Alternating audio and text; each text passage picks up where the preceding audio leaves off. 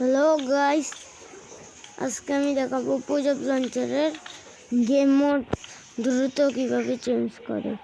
অনেকের দেখেছেন এই যে F3 আর F4 টিপ দিয়ে এই যে এভাবে চেঞ্জ করে, কিন্তু আমি দেখাবো এই যে গেম মোড লেখা দেখতে পাচ্ছেন, এটা একবারে টিপ দিলে কেমনে এমন হয়।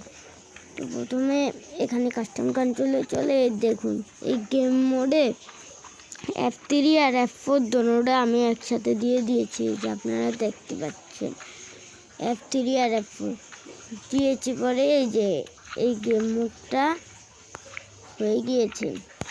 আর যে এখন আমি একবারেই গেম মোড চেঞ্জ করতে পারবো। এই যে survival, adventure, spectre. Guys, video ভালো লাগলে লাইক করে চ্যানেলটি সাবস্ক্রাইব করে দিবেন। ততক্ষণের জন্য গুড বাই।